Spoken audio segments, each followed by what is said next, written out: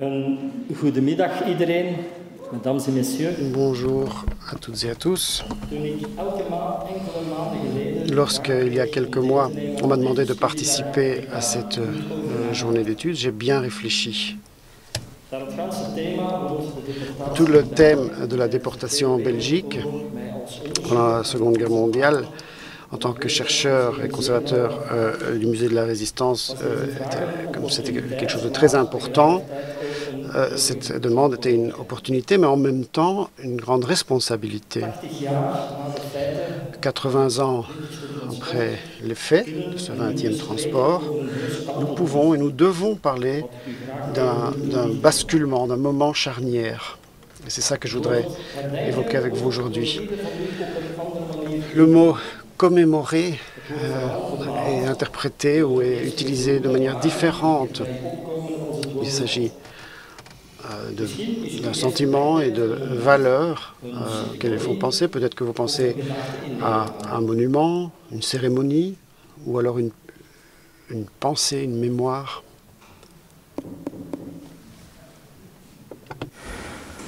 Of een intensief onderzoek, je familieverhaal vertellen. Ou alors une recherche intense, ou le fait de raconter son histoire familiale, ou de la sensibilisation, une forme d'éducation. Cela peut être des souvenirs que vous avez vécus vous-même, ou peut-être le fait d'observer une photo ou de matériel historique, c'est pour vous cela, commémorer. Cela peut être un deuil ou justement une célébration. Dans de nombreux cas, il est important de donner une forme à ces différents sentiments et interprétations. Concernant l'attaque sur le 20e transport de Malines-Auschwitz, on ne peut pas parler suffisamment. Ça va au-delà de l'imagination. Si ça avait eu lieu aux États-Unis, on en aurait déjà fait un film hollywoodien depuis longtemps. Chez nous, ce n'est que très longtemps après les faits que l'on dépoussière un petit peu cette histoire. Mesdames et messieurs, ce ne sont pas là mes mots, mais bien ceux de Robert Korten, quelqu'un qui a toujours insisté, et il y a plus de 30 ans, pour sa propre recherche, et d'autres avec lui, ont commencé à faire la première commémoration à Boortmeerbeek. Le choc que cela a provoqué était énorme. Il n'y avait pas que l'attention visible et sensible de la machine de destruction allemande, ces transports qui faisaient partie de la solution finale. Il a retourné l'injustice et le manque de connaissances humaines, et cela a donné les clés et la force à de nombreuses personnes qui en avaient été parties. Pour les survivants, une voix et un droit de parole. De nombreux parents assassinés étaient à nouveau entendus, parce que le message était très clair. Faites en sorte que cela n'arrive plus jamais à nouveau. Robert Korten a vraiment mis le doigt là où cela fait mal. L'endroit qui est l'oubli. Et bien sûr, on peut se poser la question, comment était-ce possible que cet événement de sabotage effectué par 3 étudiants d'un athénée à Uccle soit devenu un simple fait divers? Le sauvetage de plus de 230 déportés sur notre propre territoire, simplement tombé dans l'oubli. Pour les survivants à l'enfer, un souvenir qui peut être défini comme un traumatisme et une déshumanisation, mais sans qu'il y ait de plateforme pour être entendu. Et donc, cela démontre très clairement à quel point il est facile que notre conscience commune de la morale soit maîtrisée. Et le travail de Robert a vraiment porté ses fruits pour nous, parce que la commémoration annuelle à Boortmeerbeek stimule bon nombre d'entre nous.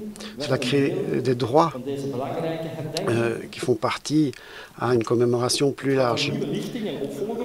Cela a donné suite à d'autres personnes, d'autres voix qui sont élevées, des chercheurs, écrivains, artistes, projets, etc. Et bien sûr, les plateformes numériques qui ont le vent en poupe. C'est un mouvement dont je fais désormais partie.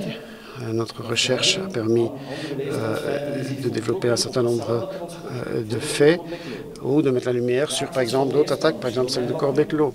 Romain Baplu, d'autres, Peter Schieters, Nicolas Poncelet, d'autres résistants. Le fait d'établir des déportés, de retrouver la trace de déportés qui avaient été catalogués. Et donc, aujourd'hui, nous sommes à nouveau à ce moment charnière. On pense alors à une accélération et à une nouvelle répartition des possibilités. C'est la suite d'un certain nombre de facteurs importants que l'on a vu apparaître. Avec le temps, nous perdons, par exemple, nos témoins directs. Je pense pouvoir dire pour tout le monde ici que nous sommes honorés de pouvoir encore avoir Simon Gronowski parmi nous. Pour moi, cela simplifie le message de dire que la lutte contre la polarisation et contre la haine ne peut pas être prise à la légère. C'est une force qui émane de lui. Les mots directs sont plus forts que toute description. Si on a eu une conversation, par exemple, avec Virginie Copeland ou avec Eva Festach, on a eu directement à ce moment-là la clé pour comprendre le bien et le mal, mais aussi l'importance du pardon. Et c'est pour cela que, pour les générations à venir, il est important que nous créons les manières correctes de maintenir cette énergie et de la rendre adaptable et accessible à toutes et tous. Et pour cela, il faut une bonne collaboration entre les valeurs établies et les nouvelles plateformes pour les futures générations.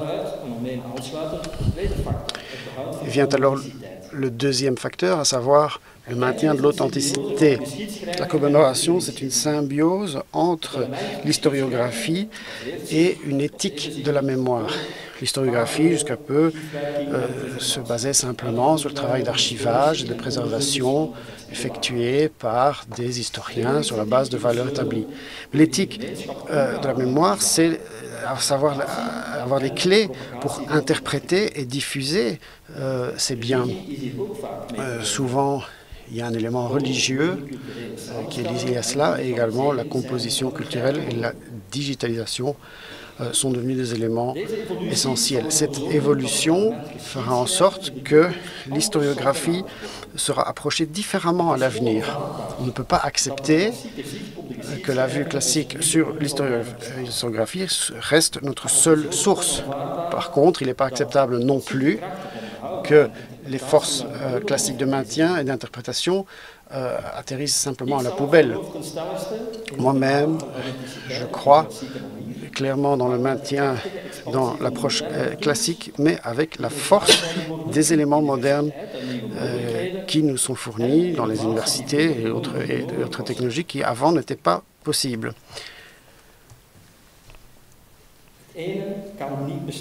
L'un ne peut pas exister sans l'autre, parce que l'histoire doit rester véridique. C'est notre devoir qu'elle le soit. On voit trop souvent des plateformes déformer, légitimer des déformations de messages par le biais de voies politiques également. On voit de l'opportunisme, on voit remonter l'antisémitisme, le respect et le maintien des commémorations, une approche classique et pris pour cible. J'ai déjà pu constater lors de commémorations de différents monuments. Enfin, le troisième facteur, l'enseignement, l'éducation, l'Holocauste et l'aspect droit humain sont désormais ancrés dans notre système éducatif. Les institutions comme celle-ci, le musée juif, Caserne d'Ossens, Fondation Auschwitz, etc., font partie de ces organisations qui visent le maintien et la diffusion.